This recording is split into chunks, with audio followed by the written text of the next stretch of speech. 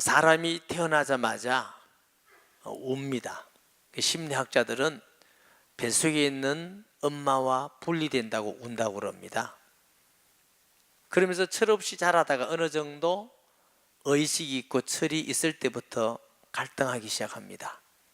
내가 하고 싶은 거, 엄마 하고 싶은 거, 내가 먹고 싶은 거, 엄마가 먹고 싶은 거, 다른 갈등을 합니다. 또 자랄수록 더 많은 갈등을 겪게 됩니다. 나는 왜 이렇게 생겼을까? 나는 왜 공부를 이렇게 할까? 왜 직장은 잘 되지 않을까? 혹은 직장 다니면서 이건 왜 못할까? 결혼하면 또 갈등합니다. 아내와의 갈등, 자식과의 갈등, 직장 생활의 갈등. 그 갈등 중에 가장 심각한 갈등은 죄에 대한 갈등입니다. 나는 왜 이렇게 죄를 짓지 않으면 안 될까? 죄를 안 지으려고 수고하고 노력하면 노력할수록 더 절망에 빠지는 우리의 모습을 발견하게 됩니다. 그래서 죄를 안 짓기 위해서 노력하면 할수록 우리는 할 수 없는 자구나, 악한 자구나. 또 죽음의 문턱에서는 죽음과 지옥의 두려움을 엄청나게 느끼는 것입니다. 그래서 이것을 많이 느끼는 사람일수록 구원받은 은혜의 기쁨이 넘침을 믿습니다. 죄 용서함 받은 그 은혜가 얼마나 큰지, 지옥에 가지 않고 천국을 보장받은 우리의 신분이 얼마나 은혜되는지 모릅니다. 그래서 예수 믿는 사람의 특징은 기쁨이고 평안인 줄 믿습니다. 그런데 예수 믿는 사람에게는 또 아무 갈등이 없느냐 하면 또 다른 갈등이 우리에게 있습니다. 내가 예수 믿고 하나님의 자녀가 되어서 죄를 짓지 않아야 되는데 또 죄를 짓게 되는 갈등입니다. 그리고 죄를 자꾸 지으면 나는 과연 구원받았을까? 또 이렇게 죄 지음으로 다시 용서받을 수 있을까? 이런 내가 기도하면 하나님은 응답을 해 주실까? 하나님이 나와 함께하고 떠나지는 않으실까? 정말 내가 하나님 나라에 갈 수 있을까? 이런 많은 갈등을 또 다르게 하게 됩니다. 저도 그 갈등을 많이 했고 또 앞으로도 할 거라고 생각을 합니다. 제 청년 시절에 이 갈등 때문에 굉장히 괴로워했습니다. 어떤 죄를 짓게 됐는데 하나님께 간절한 마음으로 기도했습니다. 하나님, 한 번만 용서해 주세요. 다시는 죄를 짓지 않겠습니다. 왜 한 번만이라고 그랬는지 아세요? 몇 번만 용서해 달라면 용서 안 해줄 것 같아서 한 번만 해주시면 다시 죄를 안 짓겠습니다. 그런데 간절하게 기도했더니 그때 제 신앙은 하나님의 약속을 믿는 말씀에 근거한 신앙이 아니라 제 느낌의 신앙입니다. 그래서 기도를 하고 또 힘들고 고난을 받고 이러면서 용서받았다는 마음이 들어왔어요. 너무너무 기뻤어요. 하나님은 내 죄를 용서해 주셨구나. 이제는 절대로 죄를 짓지 않아야지 이러면서 열심히 죄를 안 지려고 노력해 살면는데 또 다른 죄를 져요. 또 짓고 나면은 처음보다도 더 많은 어려움과 갈등을 느낍니다. 왜냐하면 죄 플러스 거짓말.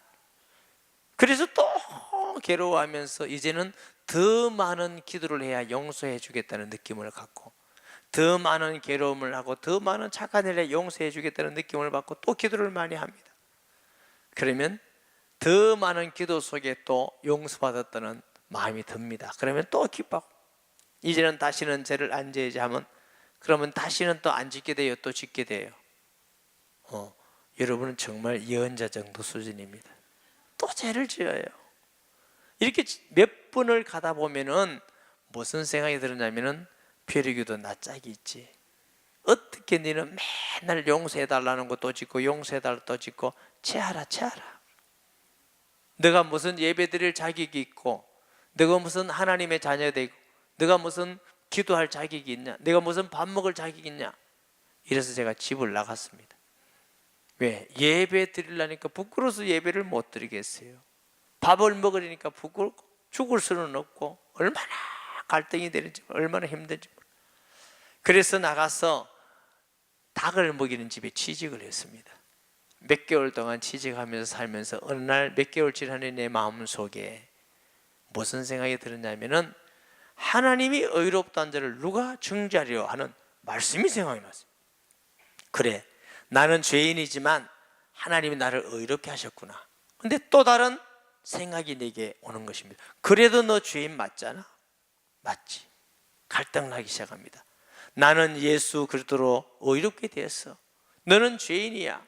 의롭게 돼서 죄인이야. 갈등하면서 하나님의 말씀을 믿는 확신을 가지게 됐습니다. 그래, 나는 죄인이지만 하나님의 아들 예수님이 나를 위해서 십자가에 죽으시고 피를 흘림으로 내 죄가 사함받았지 않느냐. 그런데도 죄를 짓게 될 때마다 이제는 무엇을 느끼게 되냐면 이런 자격 없는 나에게 구원을 주시고 이렇게 쓸모없고 연약한 나에게 예배드리게 하시고 기도하게 하시고 하나님 일하게 하심에 대해서 감사가 자꾸 많아지더라는 거죠. 그래서 내가 약할수록 하나님의 은혜가 자꾸 크게 느껴져서 모든 것이 주님의 은혜구나. 로마서 5장 20절에 보면은 죄가 더한 곳에 은혜가 넘쳐나니라. 사도 바울은 이렇게 고백하면서 그러면 은혜를 더하기 위해서 죄에 거할 수 있겠느냐? 로마서 6장 1절에 대한 질문입니다. 절대로 그럴 수가 없다는 겁니다. 이 죄를 많이 지음으로 은혜가 많다는 말이 아니라 하나님의 은혜를 많이 발견해 갈수록 하나님의 은혜가 더 큼을 발견해 간다는 뜻이지요. 이게 사도 바울은 그럴 수 없다는 이유로 우리는 죄에서 죽은 자다. 우리는 의에서 살한 자가 됐고 죄를 짓는 자마다 죄의 종이고 의를 짓는 자마다 의의 종이 됐기 때문에 절대 그럴 수 없다고 말하면서 보충적으로 오늘 설명을 하고 그 이유가 왜 그러냐, 왜 우리가 구원받았지만은 다시 죄악에 빠지고 다시 죄악에 빠지느냐, 그럼 어떻게 해야 이 문제를 해결할 것인가, 이러한 말씀들을 질문을 하면서 자세하게 우리에게 말씀하고 있는 성경이 7장입니다 1절을 봅니다. 형제들아, 내가 법 아는 자들에게 말하노니 너희는 그 법이 사람이 살 동안만 그를 주관한 줄 알지 못하느냐. 남편이 있는 여인이 그 남편 생전에는 법으로 그에게 매인 바 되나 만일 그 남편이 죽으면 남편의 법에서 벗어나느냐. 그러므로 만일 그 남편 생전에 다른 남자에게 가면 없느라. 그러나 만일 남편이 죽으면 그 법에서 자유롭게 되나니 다른 남자에게 갈지라도 엄려가 되지 아니하느니라. 그러므로 내 형제들아, 너희도 그리스도의 몸으로 말미암아 율법에 대하여 죽임을 당하였으니 이는 다른이 곧 죽은 자 가운데서 살아나신 이에게 가서 우리가 하나님을 위하여 열매를 맺게 하려 함이니라. 자, 무슨 말이냐면은 남편이 있던 남편이 죽으면 다른 남자에게 가도 자유한다. 남편이 있으면서 다른 남자에게 시집가는 것은 없느라고 하는 것이다. 이와 같이 우리에게는 전 남편이 있다는 겁니다. 전 남편이 율법의 남편이에요. 율법의 남편은 까칠했어요. 뭐만 하면은 죄를 지었어요. 너만 하면 지적했어요. 쉽게 얘기하면은 아침에 좀 늦게 일어나면 율법의 남편은 여자가 돼가지고 어떻게 늦게 일어나느냐. 집에서 청소하면 집에서 뭐 했냐, 청소 안 하고. 설거지만 돌려도 설거지를 왜 안 했냐, 반찬은 이것이 뭐냐, 여자가 그래야지 왜 했냐. 이게 율법의 남편은 자꾸 우리에게 뭘 지적한다고? 연약함을 자꾸 지적하고 죄를 지적했어요. 율법의 남편이 좋아요, 안 좋아요? 안 좋아요. 그런데 그러다가 율법의 남편이 죽었어. 죽고 나니까 또 다른 남편이 있어서 결혼했는데 그게 은혜의 남편이에요. 은혜의 남편은 말하기를, 그래, 한 번 결혼한 여자라도 나는 당신을 사랑해, 이래. 그리고 조금 늦게 일어나면 그래, 피곤해서 그럴 수 있지 뭐. 음식이 좀 맛없어도 아니, 당신 한 음식은 다 맛이 있어. 그리고 이해해주고 배려해줘요. 은혜의 남편이 좋아요, 안 좋아요? 좋아요. 그래서 그런데 이런 여자는 이상한 여자예요. 그러게 이게 결혼 한 번 했다가 남편이 율법의 남편이 죽음같이 나에게 그렇게 힘들게 하고 어려운 남편이 죽었는데 또 결혼해 보니까 너무 남편이 좋아. 좋다고 늘 늦게 일어나고 밥도 안 해주고 돌아다니고 잔소리 안 한다고 설거지도 안 하고 돈만 있으면 가서 쇼핑한다고 돌아다니고 춤추러 다니고, 이런 여자는 이상한 여자예요.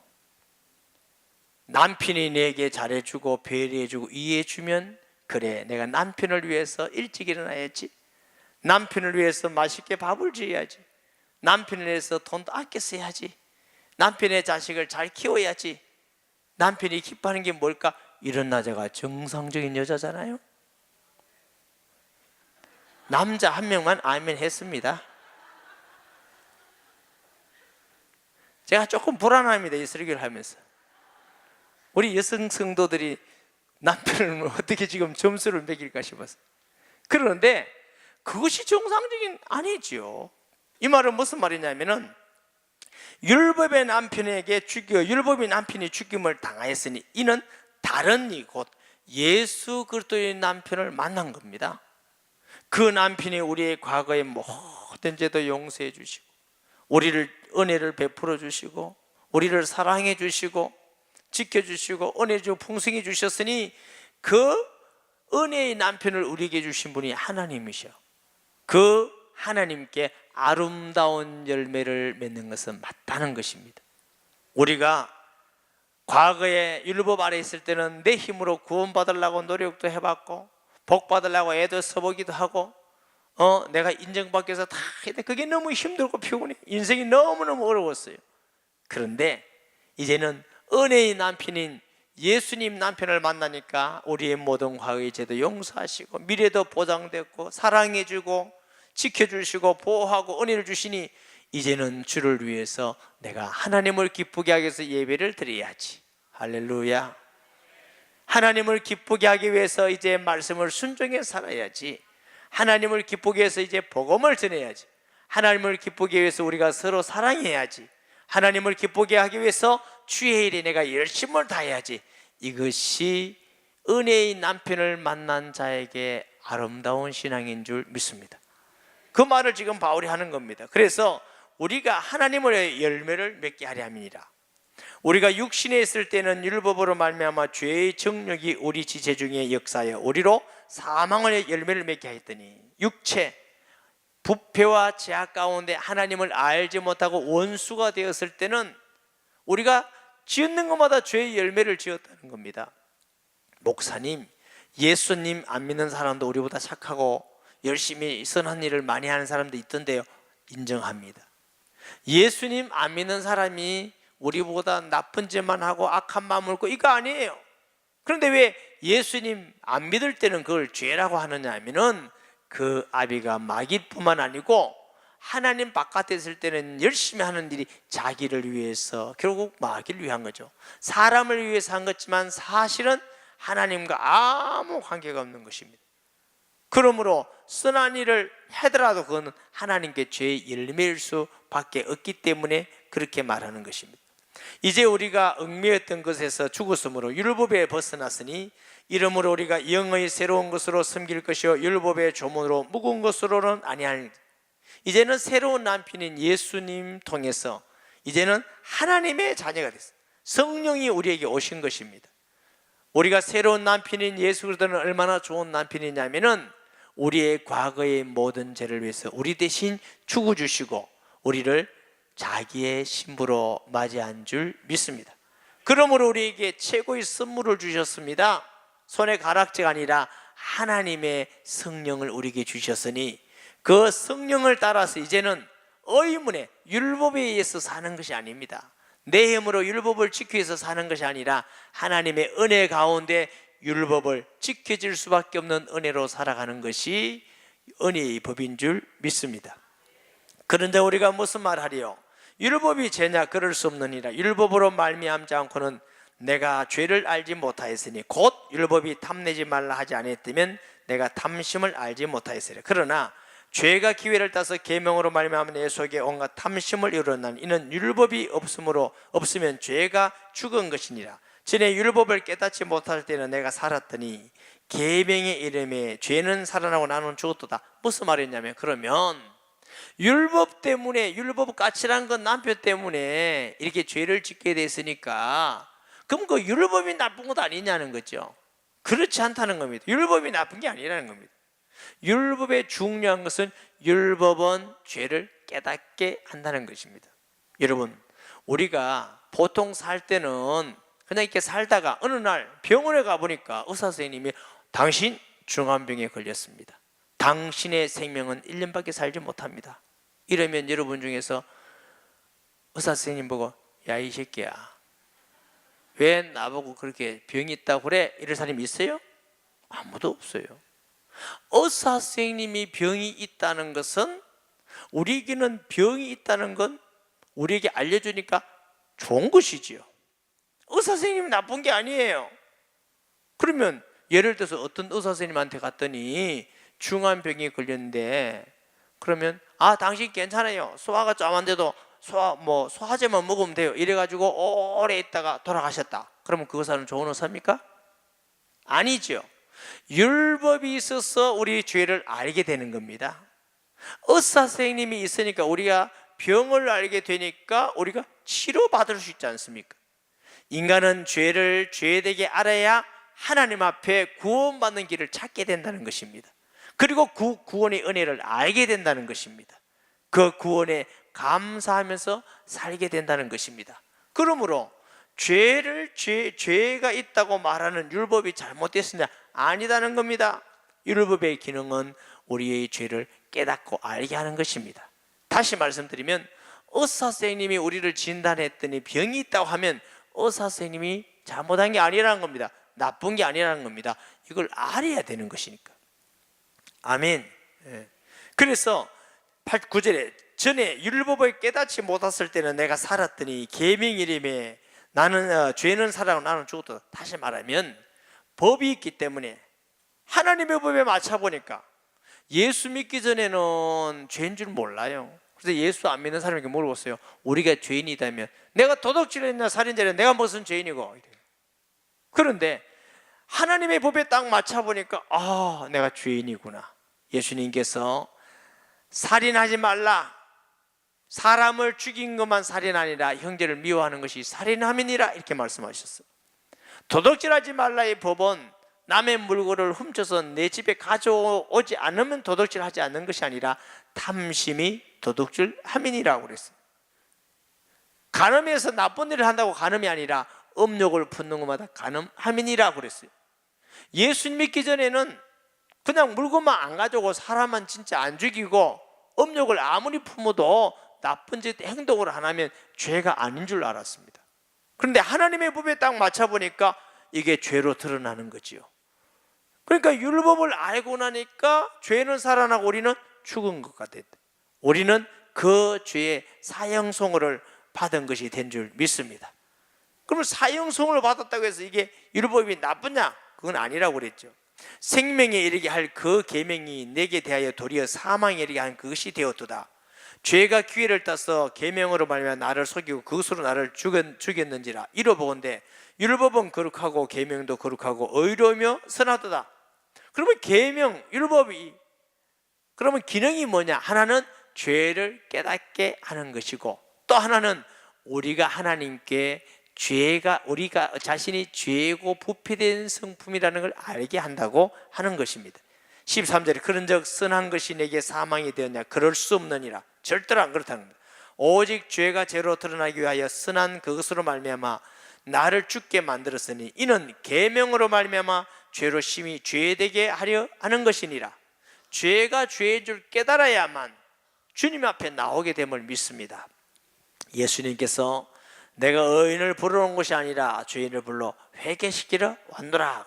여러분, 우리가 하나님께 죄인인 거 깨닫는 것도 은혜인 줄 믿으시기 바랍니다. 하나님을 알지 못하면 이걸 못 깨달아요.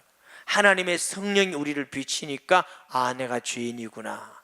그리고 회개하고 예수님을 구주로 영접해서 의롭게 되고, 이제 의로운 자로서 이제 주님의 은혜에 감사해서 예수님을 닮아가도록 살아가기 위해서 노력하는 것이 그게 신앙생활인 줄 믿습니다. 신앙생활은 천국에 가는 연습이고 훈련입니다. 그러므로 우리가 그 은혜에 살아갈수록 자꾸 예수님을 닮아가도록 살도록 하는 것이 하나님의 뜻이라는 겁니다. 뒤에 좀 더 자세히 말씀을 드리겠습니다. 자, 14절에 우리가 율법은 신령한 줄 알거니와 나는 육신에 속하여 죄 아래 팔려갔도다. 육신, 죄로. 보세요.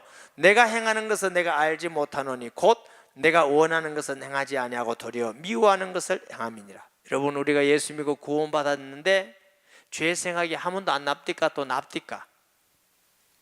나지요? 내가 예배드리고 기도하고 은혜 충만하고 성령 충만할 때는 내가 하나님을 영광을 위하여 살아야지, 성도를 사랑해야지, 복음을 전해야지, 어디든지 소금과 빛이 돼야지, 이런 마음도 우리 속에 있어요. 하나님의 영광을 위해서 살아야 되겠다는 마음도 있는데 또 다른 법이 내게 오기를 육신의 법에 쫓아서 육체가 돼서 죄악을 생각하고 악한 것을 생각하고 부패된 것을 생각하고 자꾸 이렇게 갈등을 하게 된다는 거죠. 17절에 보세요. 이제는 그것을 행하는 자가 내가 아니요 내 속에 거하는 죄니라. 이제 깨닫기는 율법의 둘째 기능은 우리를 죄가 죄된다는 걸 알게 하는 것이고, 둘째는 우리가 예수 믿고 구원받아서 하나님의 자녀가 되었지만 그러나 우리는 악함과 부패성을 그대로 가지고 있다는 걸 깨닫는다는 것입니다. 우리가 예수 믿었다고 해서 금방 악한 생각, 부패된 게 하나도 없어지는 것이 아니라 그대로 가지고 있습니다. 가지고 있으면서 우리가 예수 믿고 말씀과 기도와 영적 공동체인 세일교회를 통해서 하나님의 역사를 통해서 이제는 자꾸만 죄악을 버리고 주님을 닮아가는 것입니다. 처음 믿을 때보다 1년 믿을 때, 2년 믿을 때, 10년 믿을 때 예수님을 더욱 닮아가는 은혜가 있기를 바랍니다. 이 거꾸로 믿는 사람은 이렇게 안 해요. 거꾸로 믿는 사람은 늘 자신의 힘으로 세상을 이기려고 노력하고 하다 보니까 오래 믿을수록 교만해지고, 오래 믿을수록 사람을 정죄하게 되고, 오래 믿을수록 더 악한 생각을 갖고, 오래 믿을수록 자꾸 하늘에서 만고 육시도, 이 거꾸로 믿는 겁니다. 저와 여러분이 예수님을 오래 믿을수록 예수님 닮아가는 것이 마땅합니다. 하늘에 소망을 두고 겸손하고 온유하고 사랑하고 또 양보하고 용납하고 감사하는 자가 되고, 내 힘이 아니라 하나님의 주시는 힘으로 살아갈 때만 이런 열매가 있게 됨을 믿습니다. 18절에 내 속 곧 내 육신에 선한 것이 가지 아니한 줄 아노니 원하면 내게 선하 선을 행하는 것은 없느라. 내가 원하는 바 선을 행하지 아니하고 도리를 원하지 아니한 바 악을 행하는도다. 만일 내가 원하지 아니하는 그것을 하면 이를 행하는 자는 내가 아니요 내 속에 죄니라. 이 말은 나는 아니고 죄니까 나는 상관없다, 이 말은 아니요. 이 죄가 내 속에 또 다른 나라는 사실입니다. 그러므로 내가 한 법을 깨달았노니 곧 선을 행하기 원하는 나에게 악이 함께 있는 것이로다. 내 속사람으로는 하나님의 벌 즐거워하되 내 지체 속에서 한 다른 법이 있어 내 마음과 나 마음의 법과 싸워 내 지체 속에 있는 죄의 법으로 나를 사로잡는 도다 등 것을 보노다. 오호라, 나는 공고한 사람이로다. 이 사망 몸에서 누가 나를 건져내랴. 이 사도 바울 같은 성숙된 신앙이도 탄식을 하는 거예요. 오호라, 나는 공고한 사람이로다. 우리가 주님의 나라에 갈 때까지 갈등을 하는 것입니다. 갈등을 하는데 하나님의 법을 따라서 많이 살도록 갈등이 적어지고 평안이 많아지고 기쁨이 더 많아지고 열매가 많아지고 응답과 축복이 많아짐을 믿으시기 바랍니다. 예수 믿기 전에는 이런 갈등도 없어요. 이런 고통도 없어요. 그러면 목사님 예수 안 믿는 게 좋겠네. 저도 강한 부정을 합니다. 그럴 수 없느니라. 그건 죄와 저주와 사단의 올무에서 하나님도 알지 못하는 멸망 가운데 있는 것이, 이제는 우리가 생명을 얻은 자로서 갈등은 멸망의 갈등하고는 전혀 다릅니다. 우리에게 평안이 있고 기쁨이 있지만 이렇게 살지 못하는 갈등이고, 예수 믿지 않을 때는 저주와 사망과 지옥에 대한 갈등이고, 그 갈등이 다르다는 것을 아셔야 됩니다. 아멘. 그래, 우리에게는 이런 갈등이 있는데 그러면 이 갈등을 어떻게 해결할 것이냐? 사도 바울은 이렇게 말합니다. 우리 주 예수 그리스도로 말미암아 하나님께 감사하리로다. 그런즉 내 자신이 마음으로는 하나님의 벌, 육신으로는 죄의 법을 씁니다. 이 말씀은 자신이 마음으로 하나님의 법을 섬기고 육신으로는 죄의 법을 섬기면서 산다, 이런 뜻이 아니에요. 우리의 존재가 지금 우리의 정체성이 이런 가운데 살고 있는데 이것을 우리가 이겨나가는 길이 뭐냐? 예수 그리스도로 감사하리로다. 다시 말하면 우리가 예수 믿고 구원받았지만은 이런 부패성과 죄를 가지고 있기 때문에 우리의 수고나 노력이나 열심이나 공로로 가지고는 이 갈등에서 이길 수가 없다. 육신의 법으로 자꾸 죄에게 빠질 뿐이라는 것, 더욱 빠질 뿐이라는 것입니다. 그러면 어떻게 하면 되느냐? 오직 예수님. 다시 말하면 우리가 죄와 저주에서 사탄에서 구원받는 길도 예수 그리스도를 믿음으로 구원받습니다. 다른 이름으로는 구원받을 수 있는 이름이 없는 이유는 하나님이 이 땅에 오셔서 사람일 뿐만 아니라 우리에서 죽으셔서 십자가의 죽으심을 통해서 하나님 만나는 길이 되시고 사탄의 머리를 깨뜨리시고 죄와 저주를 십자가에 못 박으시고 그리스도라는 증거, 하나님이라는 증거, 사망 권세를 깨뜨리고 죄를 이겼다는 증거로 부활하신 예수님만 우리의 구주가 되십니다. 이런 분은 예수 그리스도밖에 없어요. 석가모니 공자 그 사람은 윤리적으로 잠깐 선생일 수 있으나 우리를 구원한 이름은 아닙니다. 그래서 구원할 이름도 예수 그리스도이십니다. 그리고 우리가 이 세상에 승리해 나가는 방법도 내 노력과 방법 열심이 아니라 예수 이름으로 승리하는 것입니다. 예수로 충만하고 주의 말씀을 순종하고 주님의 은혜를 받아서 주님 주시는 이름으로 주의 이름으로 기도하고 나아갈 때만 이 사망의 법에서 죄에서 육신의 법에서 자꾸만 우리를 붙잡아오는 그 부패와 죄에서 승리해 나가는 줄 믿습니다. 그래서 우리가 하는 방법이 뭐냐? 노력이 아니라 은혜 받는 일이고 성령 충만 받는 일이고 주의 말씀에 순종하여 살아가는 길인 줄 믿습니다. 요한 1서 5장 4절 5절을 보면은 무릇 하나님께로부터 난 자마다 세상을 이기느니라. 세상을 이기는 승리는 이것이니 우리의 믿음이라. 예수께서 하나님의 아들이심을 믿는 자가 아니면 세상을 이기는 자가 누구냐? 다시 말하면 예수 그리스도께서만 사탄의 머리를 깨뜨리고 승리하시고 예수 그리스도께서만 죄악을 이기고 승리하시고 예수 그리스도께서만 하나님과 만나는 임마누엘이 되심을 믿습니다. 그렇기 때문에 구원도 예수 이름으로 우리가 살아가는 것도 내 힘이 아니라 예수 그리스도 이름으로 살아가는 것입니다. 모든 일에 예수님이 주인 되시기를 고백하시기 바랍니다. 그래서 사도 바울은 예수님이 나의 주인이다. 나는 내 것이 아니요 피값으로 그리스도의 것이 되었다고 말하는 이유가 여기에 있습니다. 이제는 내가 산 것이 아니요 내 안에 그리스도께서 사신다고 고백하는 이유는 그래야만 우리가 이 세상을 이기는 길이기 때문에 이걸 오직 예수라고 합니다. 할렐루야. 그래서 교회의 주인도 예수 그리스도, 여러분 가정의 주인도 예수 그리스도, 사업의 주인도 예수 그리스도, 우리 삶의 주인도 예수 그리스도일 때만 우리는 승리를 누려가게 됨을 믿습니다. 그래서 하나님의 법을 쫓아가는 성도가 되기를 주 예수 이름으로 축복합니다.